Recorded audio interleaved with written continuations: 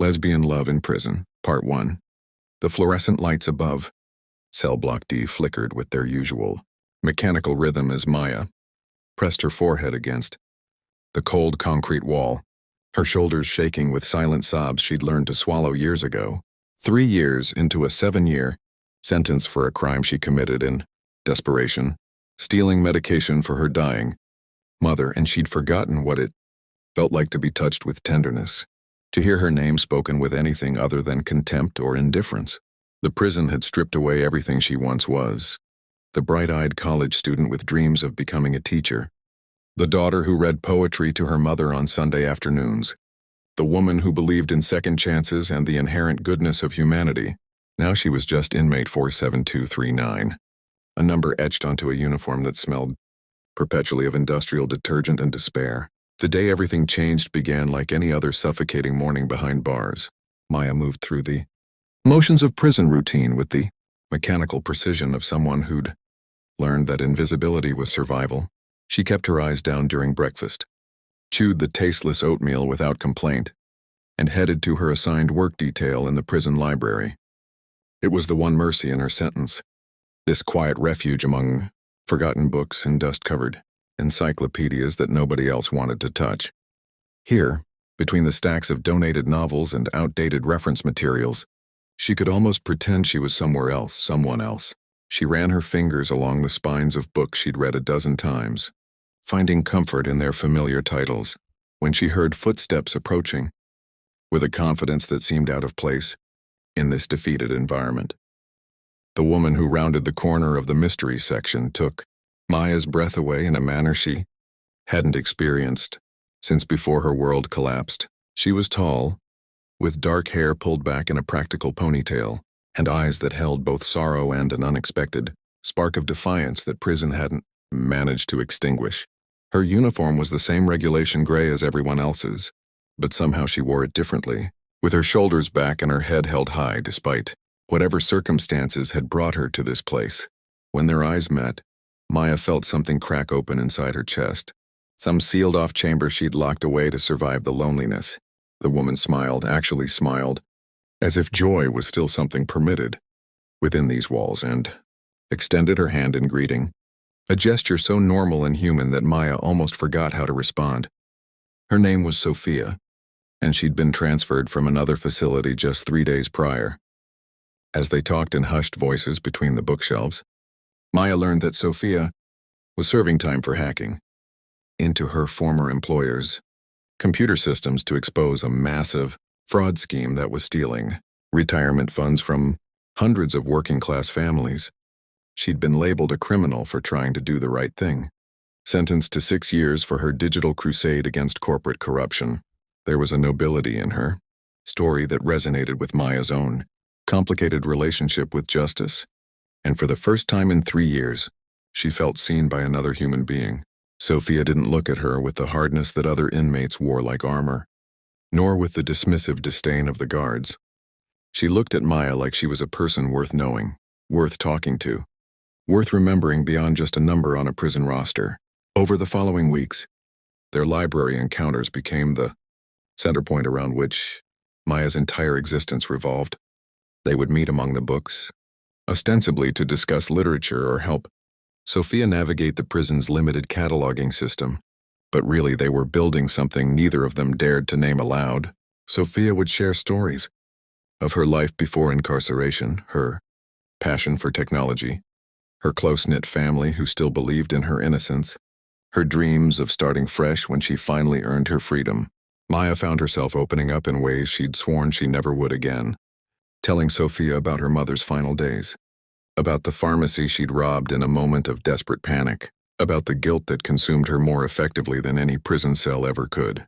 With each shared confidence, each moment of vulnerability exchanged like precious currency, the walls Maya had built around her heart began to crumble. The other inmates noticed before Maya fully understood what was happening. Inside her own chest, there were whispers in the cafeteria, knowing glances exchanged during yard time, and warnings delivered by women who'd seen relationships bloom and die in this concrete garden before. Prison romances were dangerous, they said.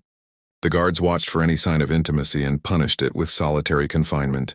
Other inmates could use affection as weakness, as leverage, as ammunition in the constant psychological warfare of incarcerated life. But when Sofia reached across the library table one afternoon and placed her hand over Maya's, when their fingers intertwined with a gentleness that felt like coming home after a lifetime of wandering, Maya knew that all the warnings in the world wouldn't stop what was already taking root between them. Their first kiss happened in the fiction section, hidden between tall shelves of romance novels with faded covers, a location so symbolically perfect that Maya would have laughed if her heart hadn't been beating so loud she feared the entire cell block could hear it.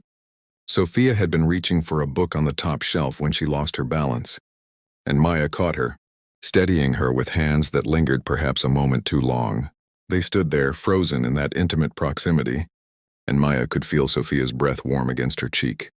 The question hung unspoken between them until Sofia answered it by closing the distance, pressing her lips to Maya's, with a tenderness that made every hardship of the past 3 years feel momentarily bearable. It was a kiss that tasted of hope and danger in equal measure, a kiss that promised both salvation and potential destruction. The following months unfolded like a secret garden blooming in impossible soil. They learned to communicate in glances across the cafeteria, in coded language during their supervised library sessions, in stolen moments when the guard rotations created brief windows of privacy. Sofia would leave notes hidden in books for Maya to find, poetry she'd written on scraps of paper, declarations of feeling disguised as book recommendations, promises of a future beyond these walls. Maya discovered that love in prison required a particular kind of courage, the willingness to be vulnerable in a place designed to harden hearts into stone. Every smile they shared was an act of rebellion against a system that sought to strip away their humanity. Every whispered conversation was proof that tenderness could survive even in the harshest environments. But prison has a way of punishing happiness, of sensing joy and crushing it before it can take full root. Guard Patterson, a woman whose bitterness seemed to fuel her very existence, began watching Maya and Sofia with increasing scrutiny. She would appear suddenly around corners, interrupt their library time with unnecessary inspections, and make comments laced with malicious innuendo. Other inmates, some motivated by jealousy and others by the simple cruelty that incarceration can breed, started creating problems. Rumors spread that Sofia was using Maya, that their relationship was just a prison game that would end the moment one of them earned parole. Maya tried to ignore the whispers, but doubt is a poison that works slowly, seeping into even the strongest foundations. The real test came during a random cell inspection when guards discovered the collection of notes Sofia had written to Maya, hidden beneath Maya's mattress in a makeshift poetry anthology. The words that had meant everything to Maya, promises of love, dreams of building a life together after release, admissions of feelings that transcended their circumstances, were now being read aloud by Guardy Patterson with mocking contempt. Maya was dragged to the warden's office, accused of violating prison regulations regarding fraternization, and threatened with extended sentence time. She sat in that hard wooden chair, staring at her own words of love, displayed across the warden's desk like evidence of a crime, and felt the familiar weight of despair settling back over her shoulders. But something had changed inside Maya. During those months with Sofia, she'd rediscovered the parts of herself that prison was supposed to kill: her capacity for hope, her belief in love's transformative power, her conviction that human connection mattered more than any rule written in a policy manual. When the warden asked if she understood the severity of her violation, Maya lifted her chin and spoke with a clarity that surprised even herself. She explained that yes, she understood the rules, but she also understood that the love she'd found with Sofia had given her a reason to become a better person, to envision a future beyond crime and punishment, to believe in redemption. The words poured out of her with an honesty that seemed to catch the warden off guard, a raw confession of transformation that no prison orientation manual could have predicted. The punishment was severe but not devastating. 30 days of restricted privileges, including no library access and limited recreation time. But as Maya returned to her cell, something remarkable happened. Sofia was waiting outside the cell block, having somehow convinced a sympathetic guard to allow her 2 minutes for a conversation. They couldn't touch, couldn't even stand close together, but Sofia's eyes held everything Maya needed to hear. She spoke quickly, urgently, telling Maya that love worth having was love worth fighting for, that these 30 days were just a moment in the larger story they were writing together, that she would wait however long it took because what they had was real. And in that moment, Maya understood that their love wasn't weakened by the challenges they faced. It was forged stronger by them, tempered in the same fire that was supposed to break them apart. If this story has touched your heart, if you believe in the power of love to survive even in the darkest places, I humbly ask you to take a moment to like this video and share it with someone who needs to remember that human connection can flourish anywhere. Your support means the world and helps these stories reach those who need them most.